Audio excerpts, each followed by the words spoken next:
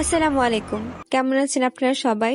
আশা করি সবাই ভালো আছেন। আজকে আমরা একটা হরর মুভি এক্সপ্লেন করব, যার নাম হচ্ছে ব্লাডি ইশক। এইটা মূলত রিসেন্টলি রিলিজ হয়েছে এবং অনেক ট্রেন্ডিং এ রয়েছে। তো চলুন দেরি না করে শুরু করা যাক। প্রথমে আমাদের যেই সিনটা দেখানো হয় সেখানে একটা মেয়ে দেখানো হয় যার নাম হচ্ছে আনন্দি এবং সে পানিতে ডুবে মারা যাচ্ছিল। তারপরে আমাদের আরেকটা সিন দেখানো হয় যাকে উদ্ধার করা হয়েছে এবং সে হসপিটালে আছে। তখন আমরা জানতে পারি যে তার আসল নাম হচ্ছে নেহা আর সে হচ্ছে রমেশের ওয়াইফ। কিন্তু এখানে একটাই সমস্যা যে তার কোনো স্মৃতিশক্তি নেই, তার মেমোরি লস হয়েছে। আর সে যে কালকে ডুবে যাচ্ছিল সেটা হয়তো কোনো একটা ইনসিডেন্টের কারণে সে ডুবে যাচ্ছিল। আর রমেশই তাকে উদ্ধার করে হসপিটালে অ্যাডমিট করে, কিন্তু তার কোনো কিছুই মনে ছিল না তার সাথে কি হয়েছিল এবং সে কিভাবে সে লেকের মধ্যে ডুবে যাচ্ছিল। তারপরে আমাদের দেখানো হয় যে তাকে ডিসচার্জ করে দেওয়া হচ্ছে এবং নেহা আর রমেশ বাড়ির দিকে যাচ্ছে। যখন সে হসপিটাল থেকে বের হয় তখনই একটা বাচ্চা ডেমনিক হয়ে তাকে বলে যে আর তুমি বাঁচবে না, তোমাকে এইবার মেরেই ফেলা হবে।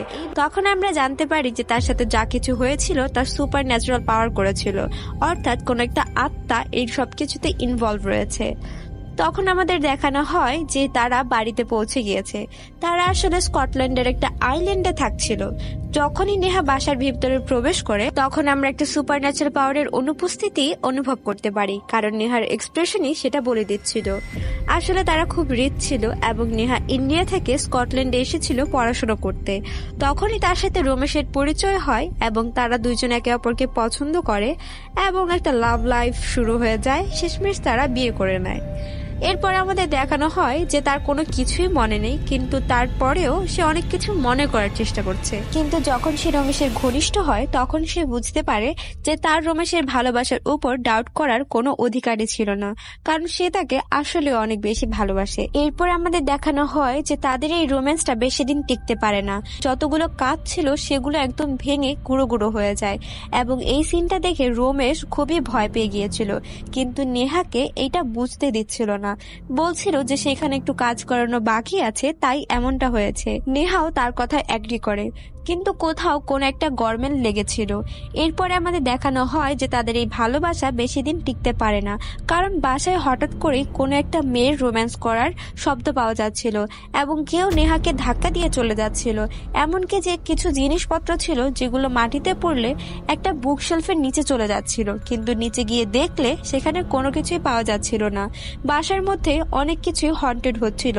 যখন নেহা এটা রমেশকে বলে তখন রমেশ বলে, না এখানে এরকম স্বাভাবিকই হয়, এগুলো হয়তো তোমার মাথার ইলিউশন। কিন্তু নেহা আসলে বুঝতে পারছিল যে এই প্লেসটা হন্টেড।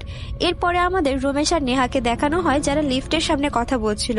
রমেশ বলছিল যে আমরা পুরো আইসোলেশনের মধ্যে এই আইল্যান্ডটায় আছি, কারণ আমরা কাউকে এখান থেকে কল করতে পারবো না, এমনকি এখানে ওয়াইফাই কানেকশন পর্যন্ত নেই, তাই আমরা পুরো দুনিয়া থেকে বিচ্ছিন্ন অবস্থায় রয়েছি। সেই ম্যানশনের মধ্যে যে লিফটটা ছিল সেই লিফট দিয়ে বেসমেন্টে যাওয়া যেত, সেখানে বোর্ডরুমও ছিল একটা। রমেশ বলে যে এই লিফটটা আপাতত বন্ধ রয়েছে। সে আরো বলে যে বেসমেন্ট থেকে এই আইল্যান্ড থেকে বের হওয়ার রাস্তা রয়েছে।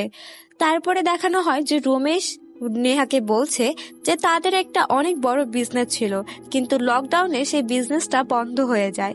এরপরে নেহা রমেশকে আইডিয়া দেয় যে এই আইল্যান্ডে একটা এক্সোটিক হোটেল বানানোর।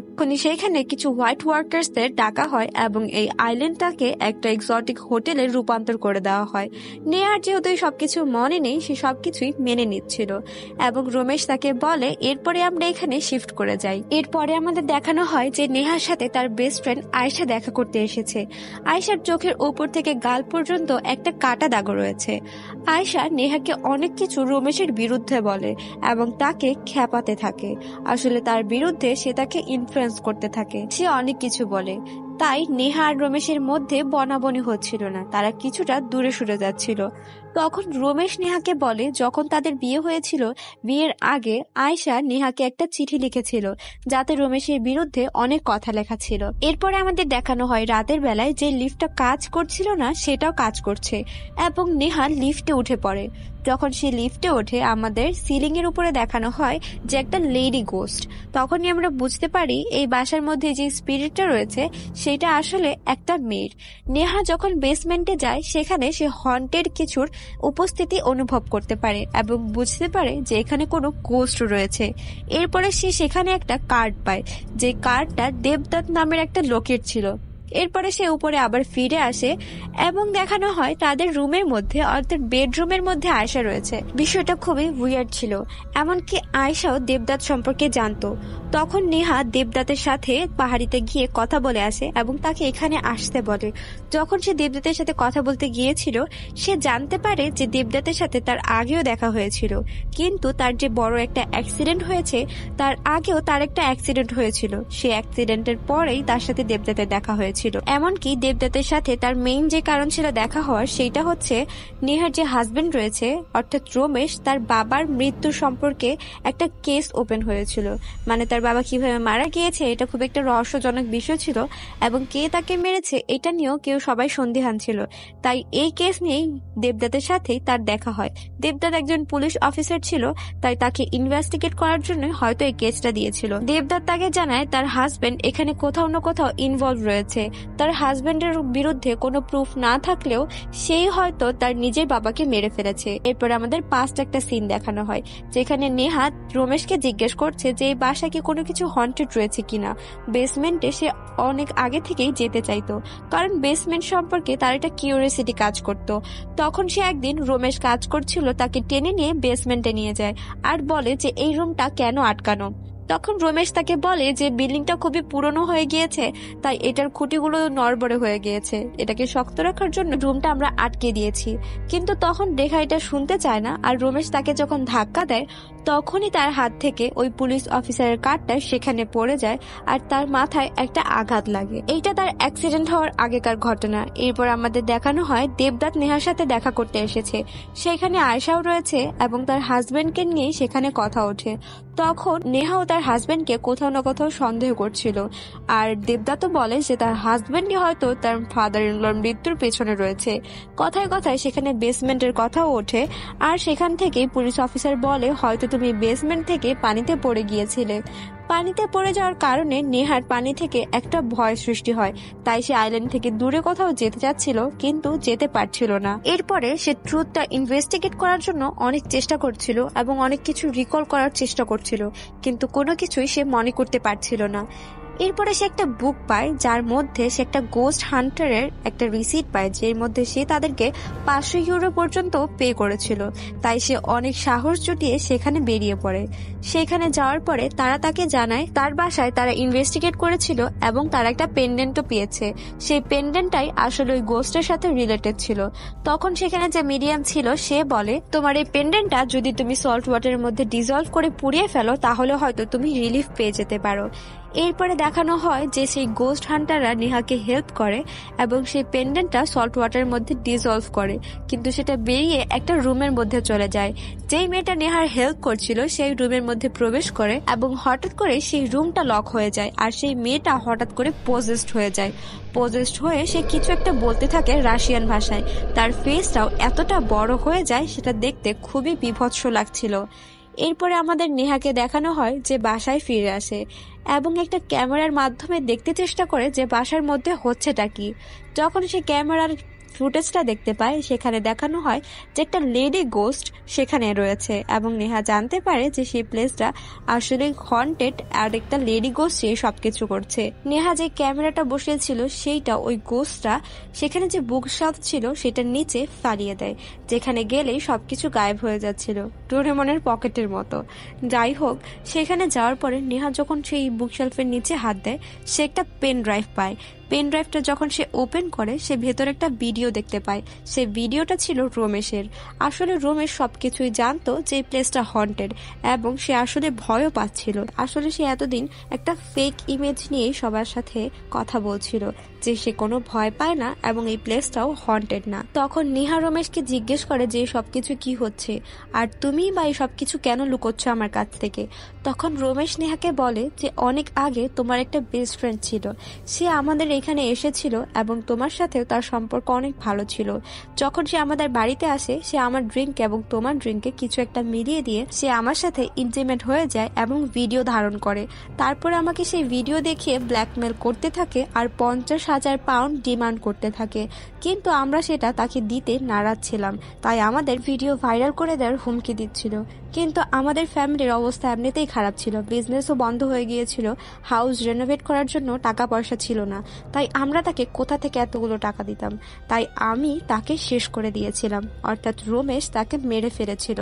আর তার ওই লাশই সেই বেসমেন্টের ওই রুমে রয়েছে, আর সেই রুমটা তার জন্যই সে লক করে রেখেছে। এত কিছু শোনার পরে নেহা অনেক ভেঙে পড়ে আর কান্না করতে শুরু করে। তখন রমেশ তাকে কনসোল করে আর তারা দুজন কোথাও একটা বেড়াতে চলে যায়। তারা আইল্যান্ড থেকে দূরে তাদের সময় কাটাতে চাচ্ছিল। তখন তারা সেখানে যাওয়ার পরে একটা হোটেলে ওঠে। সেইখানে একটা টুইস্টার বিষয় ঘটে এরকম যে নেহার সাথে তার আসল যে বেস্ট ফ্রেন্ড ছিল আয়শা, যেখানে তারা দুইজন ইন্ডিয়া থেকে স্কটল্যান্ডে পড়াশোনা করতে এসেছিল, সেই ফ্রেন্ড নেহার সাথে দেখা করতে আসে। তাহলে আপনারা হয়তো বুঝতেই পারছেন আমরা আগে যে আয়শাকে দেখছিলাম সে আসলে আসল আয়শা নয়, এবং সে আসলে কে সেটা হয়তো আমরা পরবর্তীতে জানতে পারবো। তখনই আমরা বুঝতে পারি যে রমেশ এতদিন যা বলছিল সবকিছু মিথ্যা ছিল, এবং সেই বাসার মধ্যে যার গোস্ট রয়েছে সেটাও রমেশ ভালো করেই জানতো। এরপরে আমাদের আয়শা আর নেহাকে দেখানো হয় যারা রমেশকে ফাঁকি দিয়ে কোথাও একটা যাচ্ছিল। আয়শা নেহাকে একটা হসপিটালে নিয়ে যায়, যেখানে যাওয়ার পরে একটা হোয়াইট ম্যানকে দেখানো হয় যে একটা মিডিয়ামের কাজ করত, এবং তার মেয়ে সেটা বলতে পারতো যে কে বা কার জন্য এইরকম কিছু হচ্ছে। যখন তার মেয়ে ওই লোকটাকে স্পর্শ করে তখনই হঠাৎ করে লোকটা চিৎকার দিয়ে উঠে আর বলে এখান থেকে চলে যাও। সে রাশিয়ান ভাষায় বলছিল, কিন্তু সেটা আমাদেরকে ট্রান্সলেট করে দেখানো হয়। এরপরে স্ক্রিনে একটা লেখা ভেসে ওঠে যে তোমরা বেসমেন্টে যাও। তখন আমরা বুঝতে পারি যে বেসমেন্টের কাহিনী এখনো বাকি রয়েছে। রমেশ আমাদের যে কাহিনী বলেছে সেটা আসলে আসল ঘটনা নয়, আসল ঘটনা এখনো বাকি রয়েছে। তখন আয়শা নেহাকে বলে যে আমি ইন্ডিয়া থেকে তোমাকে অনেক কল করতাম এবং তোমার সম্পর্কে রমেশকে অনেক কিছু জিজ্ঞেস করতাম, কিন্তু রমেশ বলে যে তুমি ইন্ডিয়াতে আসবে, তাই বলে সে আর কখনো আমাকে কল ব্যাক করেনি। আর যেহেতু আইল্যান্ডে তোমার ফোনের কোনো সিগন্যাল পাওয়া যেত না, তাই আমি তোমাকে কল করেও আর কখনো পেতাম না, তাই আমি ইন্ডিয়া থেকে এসেছি তোমাকে দেখার জন্য। আসলে নেহা তার সোশ্যাল মিডিয়াতে চেক করেনি, যেহেতু স্কটল্যান্ডের সেই আইল্যান্ডে কোনো ধরনের নেটওয়ার্ক নেই, তাই সে বুঝতেই পারেনি যে আসল আয়শা কে আর নকল আয়শা কে। এখন তারা দুজন মিলে যখন রমেশকে জিজ্ঞেস করে তখন রমেশ বলতে বাধ্য হয়। রমেশ বলে আমাদের বিয়ের আর মাত্র 1 মাস বাকি ছিল, তুমি 1 মাস আগে ইন্ডিয়াতে চলে গিয়েছিলে আর আমি স্কটল্যান্ডেই রয়ে গিয়েছিলাম। একদিন একটা অ্যাক্সিডেন্টের সময় কিমায়া নামক একটা মেয়ের সাথে রমেশের দেখা হয়, এবং তারা দুইজনেই লুকিয়ে কোথাও একটা বাঁচার চেষ্টা করছিল। তখন যখন তারা দুইজন দুইজনকে টাচ করে নিজেদের জন্য তাদের ফিলিংস তখন উদ্ভূত হয়, আর তারা একজন আরেকজনের কাছাকাছি চলে আসে। তখন হয়তো তারা এটা বুঝতে পারছিল, কিন্তু একজন আরেকজনকে শেয়ার করে না। দেখা যায় পুলিশ তাদেরকে উদ্ধার করে, আর কিমায়ের পিছে একটা ক্ষত হয়ে গিয়েছিল। কিমায়াকে রমেশ তার বাসায় নিয়ে গিয়েছিল সেই ক্ষতটা নিরাময় করার জন্য। তখন আমাদের দেখানো হয় কিমায়া রমেশ আর তার বাবার ছবি তাদের টেবিলের উপরে দেখতে পায়। রমেশ কিমায়ের জন্য একটা কি যেন নিতে গিয়েছিল নিচে, তখনই রমেশের রুম থেকে কিমায়া বের হয়ে চলে যায়। রমেশ এসে দেখে যে কিমায়ের রুমে ছিল না। এরকম করে আরেকদিন কিমায়ের সাথে রমেশের দেখা হয় একটা রেসের মধ্যে। তারা দুইজন দুইজনের সাথে দেখা করে, আর রেস শেষ হওয়ার পরে তারা রমেশের বাসায় চলে আসে। আসার পরেই তারা দুইজন দুইজনের প্রতি খুবই স্ট্রং অ্যাট্রাকশন ফিল করে এবং ইন্টিমেট হয়ে যায়। এরকম করে তারা ইন্টিমেট হতে থাকে আর একজন আরেকজনকে অনেক বেশি ভালোবাসতে শুরু করে। আসলে রমেশের যে 1 মাস পরে বিয়ে ছিল রমেশ এটা ভুলেই গিয়েছিল। তখন রমেশ সবাইকে এটা বলতে চাচ্ছিল, এমনকি তার বাবাকে ওটা বলতে চাচ্ছিল, কিন্তু আমাদের দেখানো হয় রমেশ যখন তার বাবার সাথে কিমায়ের পরিচয় করিয়ে দেয় তখন সেই উল্টা শক হয়ে যায়, কারণ কিমায়া তার বাবারই ওয়াইফ ছিল, অর্থাৎ তার স্টেপ মাদার ছিল, কিন্তু সেই সবকিছু জানার পরেও তার সাথে রিলেশন করেছে। কিমায়া তার রুমে সেই ছবিটা দেখেছিল, কিন্তু সবকিছু জানার পরেও সেই রকম করেছে। তার জন্য রমেশ তার উপর অনেক ক্ষিপ্ত ছিল। তার বাবা সেখান থেকে চলে যায়। তখন কিমায়া রমেশকে বলে যে আমি তো তোমাকে খুবই ভালোবাসি, কিন্তু তোমার বাবার সাথে আমার আগেই বিয়ে হয়ে গিয়েছিল, আমি কখনো ট্রু লাভ পাইনি, কিন্তু আমি টাকা পয়সাকেই বেছে নিয়েছি এখন। কিন্তু তোমাকে যখন আমি দেখেছি তখনই আমার মনে হয়েছে তুমি হয়তো আমার ট্রু লাভ। এবং ইভেনচুয়ালি এটাই প্রমাণিত হয়েছে যে আমরা একজন আরেকজনকে অনেক ভালোবাসি। আমি তোমার স্টেপ মাদার হিসেবে না, তোমার লাভার হিসেবেই তোমার সাথে থাকবো, আর তোমার বাবার সাথে তার ওয়াইফ হিসেবে থাকবো। আমরা এই রিলেশনশিপটা কন্টিনিউ করতে পারি।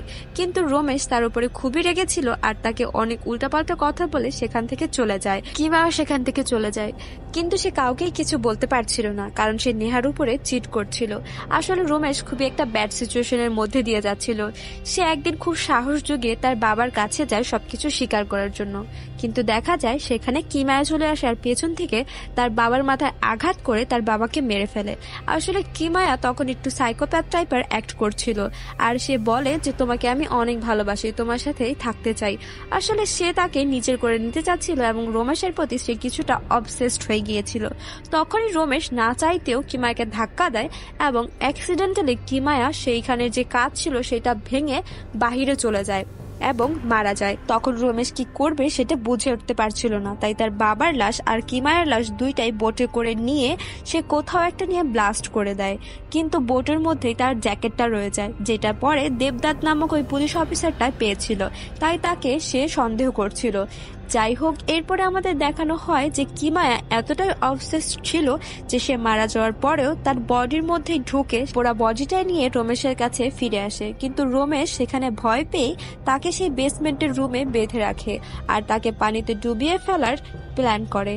আর এই সবকিছুই সেই গোস্টটা নেহাকে বলতে চাচ্ছিল, তার জন্যই সে এই সবকিছুই করছিল। রমেশ বলে যে তাকে সেখান থেকে কোথাও যেতে দিচ্ছে না, অর্থাৎ সে আত্মাটা রমেশকে এই আইল্যান্ডের মধ্যে আটকে রেখেছে, তাই সে এখান থেকে কোথাও যেতেও পারছে না। রমেশ বলে যে আমি সেখান থেকে অনেক বের হওয়ার চেষ্টা করেছি, কিন্তু আমি বের হতে পারিনি, কারণ কিমায়ের যে লকেট ছিল সেটা এখানে রয়ে গিয়েছিল আর তার মাধ্যমে সে আমাদের সাথে অ্যাটাচড হয়ে গিয়েছিল। এরপরে আমাদের দেখানো হয় যে এতদিন আমরা যাকে দেখছিলাম সেই আসলে কিমায়া। এখানে রমেশ বলে যে আমি এই বাড়িটা বিক্রি করার চেষ্টা করেছিলাম, কিন্তু কিমায়া আমাকে সেটা করতে দেয়নি।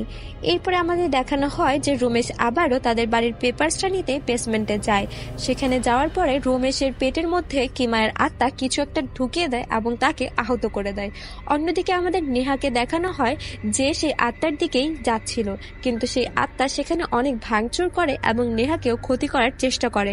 কিন্তু নেহা সেই যে লকেটটা ছিল সেটাকে সল্ট ওয়াটারের মধ্যে ডিসলভ করে দেয়, যার কারণে কিমায়ের স্পিরিটের পাওয়ার অর্ধেক হয়ে যায় এবং সে কিছুটা দুর্বল হয়ে পড়ে। তারপরে কোনো মতে অনেক কষ্টের বিনিময়ে তারা সেই লকেটটা আগুনের মধ্যে ফেলে দিয়ে সেটাকে পুড়ে ফেলে, যার কারণে সেই স্পিরিটের শক্তি শেষ হয়ে যায়, কিন্তু সে সেই আইল্যান্ডেই থেকে যায়। অন্যদিকে আমাদেরকে দেখানো হয় যে রমেশ সেই যে বোট ছিল সে বেসমেন্ট থেকে বের হয়ে বোটের মধ্যে কোনো রকম করে উঠে পড়ে এবং নেহাও সেই বোটের মধ্যেই উঠে পড়ে, কিন্তু তাদের বোট স্টার্ট হচ্ছিল না। অন্যদিকে কিমায়ের যে স্পিরিট ছিল সেটা তাদেরকে ধরতে আসছিল। এমন সময় হঠাৎ করে তাদের বোট স্টার্ট হয়ে যায়, আর কিমায়ের স্পিরিট যেহেতু স্কটল্যান্ড ছেড়ে যেতে পারবে না তাই তাদেরকে সে ধরতে পারে না। আর দেখানো হয় যে তারা সেফলি একটা কোথাও পৌঁছে যায় আর রমেশও ভালো হয়ে যায়। কিন্তু এই মুভিটার এন্ডিংটা হ্যাপি ছিল না, কারণ নেহা রমেশকে ছেড়ে দেয় কারণ সে তার উপর চিট করেছিল। এরপরেই নেহা সেখান থেকে চলে যায় আর মুভিটা শেষ হয়ে যায়। মুভিটা কেমন লাগলো সেটা অবশ্যই আমাদেরকে জানাবেন। যদি ভালো লেগে থাকে লাইক, শেয়ার, কমেন্ট করে দেবেন। আর এইরকম আরো মুভির সিরিজের এক্সপ্লেনেশন পেতে আমাদের চ্যানেলটিকে অবশ্যই সাবস্ক্রাইব করে রাখবেন। এতক্ষণ দেখার জন্য আপনাদেরকে অনেক ধন্যবাদ।